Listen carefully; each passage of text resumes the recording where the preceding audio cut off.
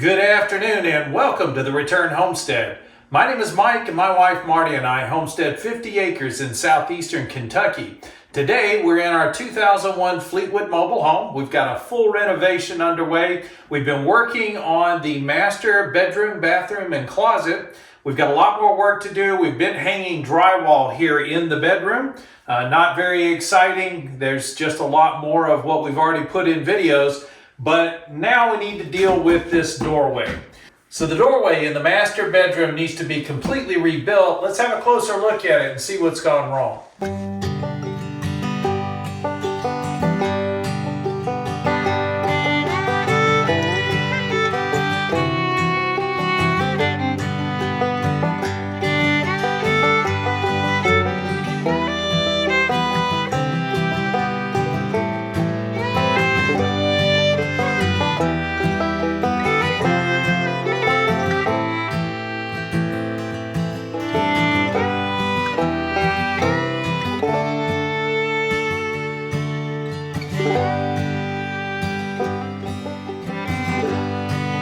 So the original door that was in this mobile home, you can see where it was originally lined up on the wall. Marty has the 6-foot level across the studs of the wall, and it should line up with the paint on the other side. And as you can see, it does not. So this door was always hung crooked. It was not leveled, plumbed, and squared when it was put in. And so this opening is suspect at best. So I'm going to be rebuilding this doorway essentially from scratch. One of the most important parts of putting the doorway together is to have a solid bottom plate that spans the entire doorway opening so that you can support the jack and king stud on the same plane. You cut that piece of wood out once you finally secured the door to the other framing. So we're going to take some of this wood out, pull some of this drywall off, and we're going to start rebuilding from this point. I think what I'm going to do is put a 2x3 flat on top of this 1x, and that should fill up this wall completely and give me a solid post to anchor our doorway onto. We'll build the doorway, this portion of it, out of 2x3s. We'll use 2x3s for the bottom plate, the top plate, and the header. And then we'll use 2x4s for the posts. Actually, now that I say that, I'll probably use a 2x4 for the header as well. That's going to give us a 1-inch lip on the inside of the bedroom, so we'll have to pay some particular attention to how we trim that out. But we have some decorative ideas that will allow us to put a standard door inside of a mobile home. And yes, mounted inside of a 2x3 wall. Step 1 is dealing with this electrical. Currently, the electrical circuit comes into this wall where we want to build. So this is going to be new framing for the doorway. I want the switch on the other side of this stud. So I'm going to drill a hole through that cripple up top and reposition that wire so that it'll be on the other side of this stud inside of the next stud bay.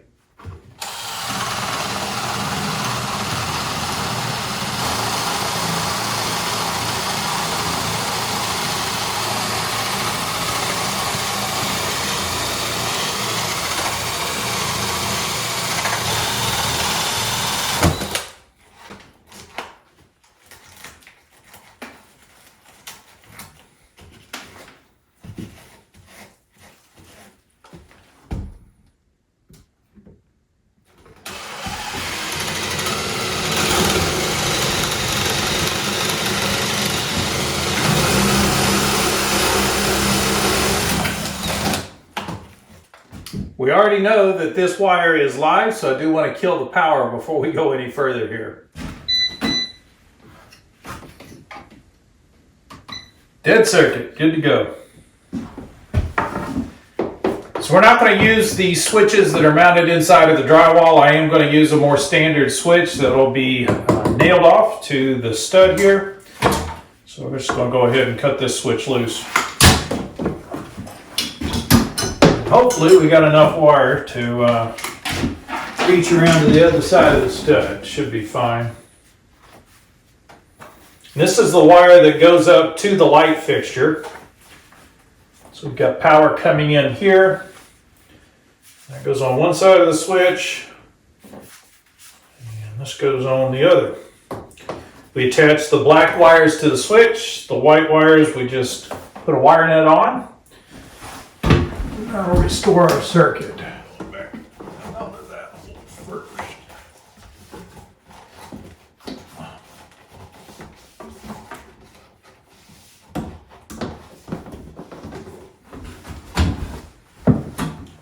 That gives us more than enough wire to work with.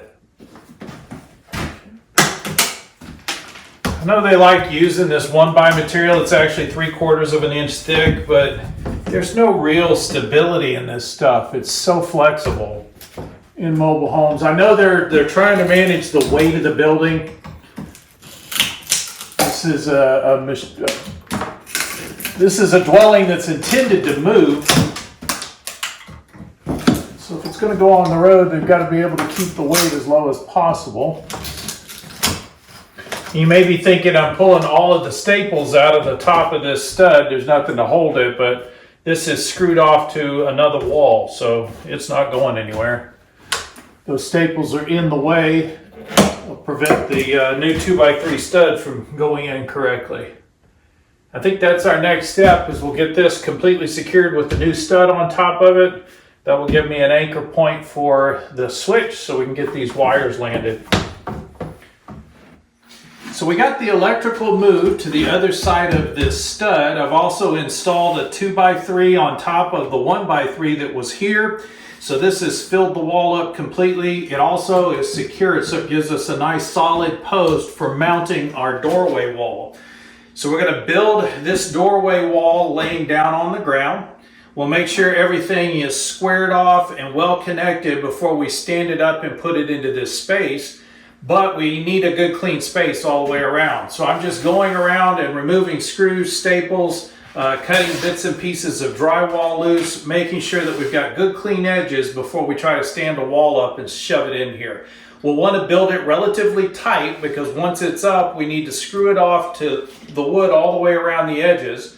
So we'll screw off to the exterior framing, the framing up above, as well as the framing off to the as well as to this new stud that I just put inside of the wall. Once we have everything secured, then we can cut the bottom plate in the doorway. That will give us two sides that are perfectly parallel, and they'll be square and plumb, and we'll have the door opening ready to install the door. So we've got the space all cleared out. All the old staples are pulled out of the way. We've got everything cleared around the edges. It's now time to start assembling some framing. We need a top plate and a bottom plate. We also need a king and jack stud on each side of the doorway. And we're going to need one additional stud to tie this into the rest of the wall. 2-inch door.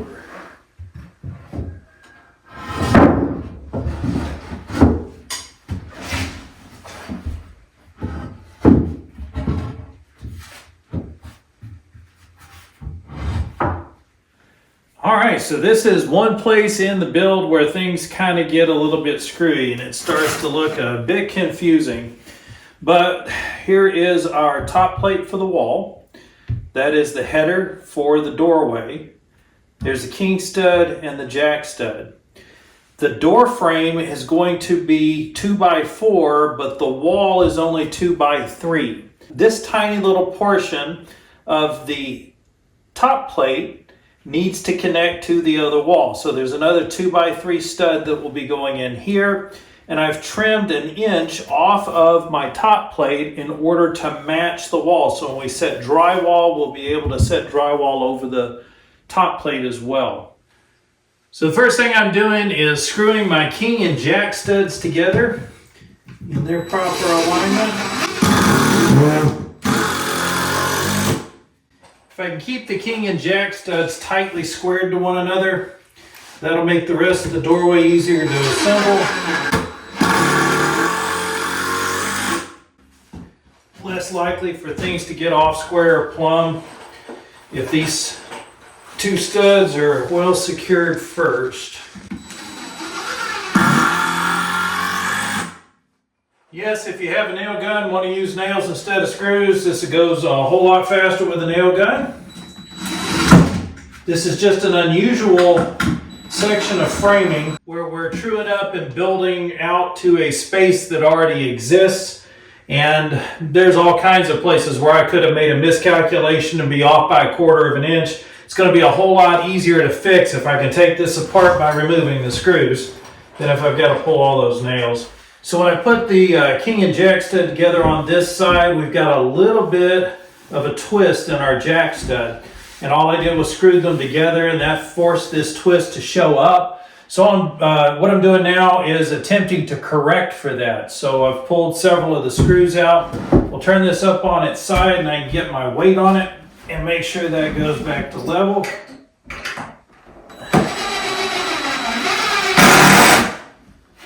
Just put these screws back in.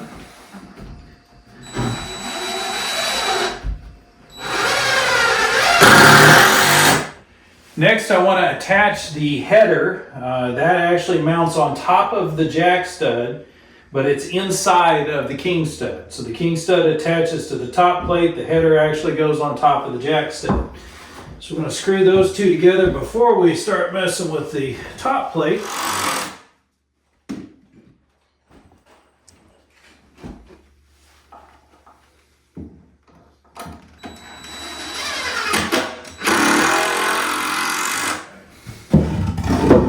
Top plate fits across both of the king studs and over the top of the header.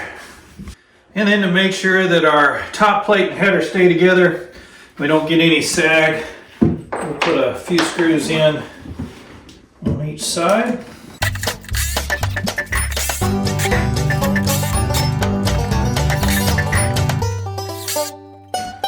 Next, we got our bottom plate. And if all goes well, it should slide right into place.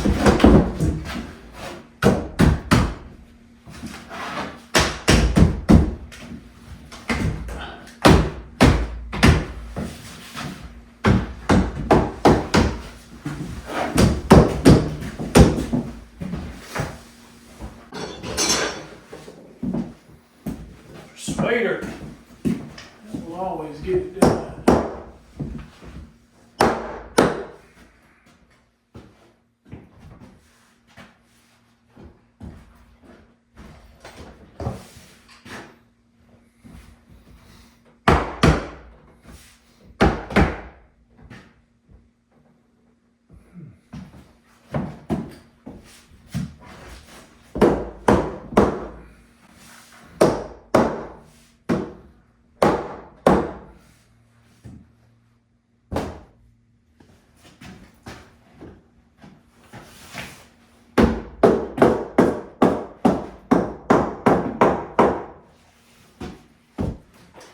Looking good.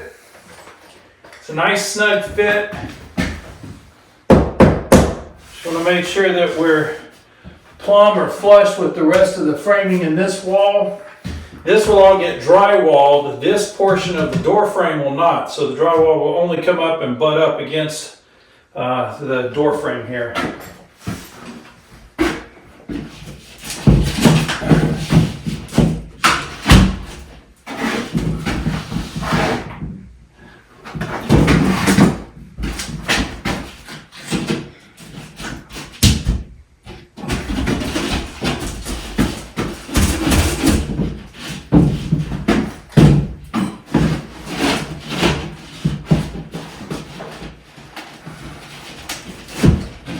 It needs to go up about 2 inches on the one side.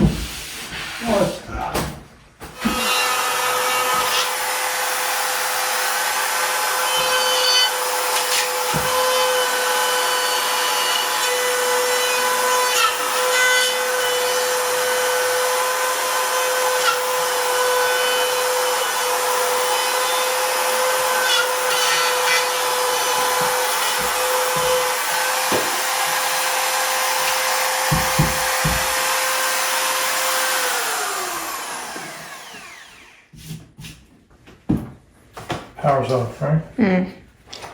Check.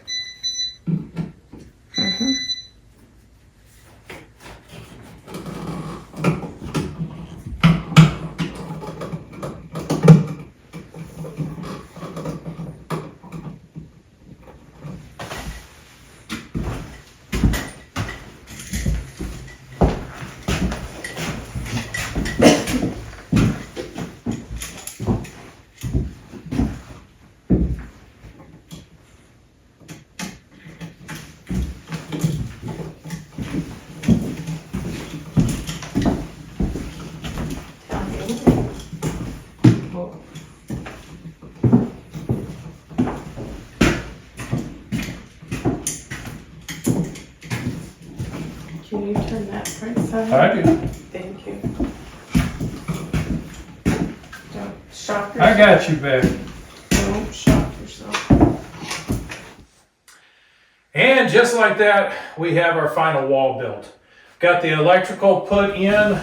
You can see now how the framing actually stands proud of the drywall on this wall, because we did go with 2x4 framing around the door, and the wall itself is only 2x3. So there is a 1-inch difference in the thickness of the wall and the framing around the door. But that's okay, we're going to trim this out. You won't know that this wasn't something that was planned and deliberate, because it's going to stand proud of the rest of the wall. And it makes the front or the door to the bedroom a focal point in the room rather than it just being an entryway.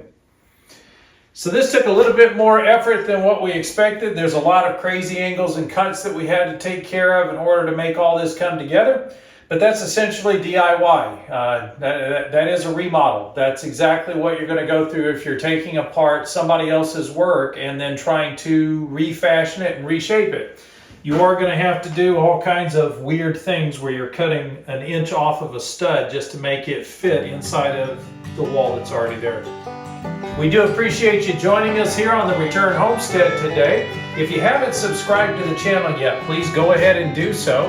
Hit that thumbs up button while you're in there so that the algorithm knows you enjoyed the video. We'll see you next time.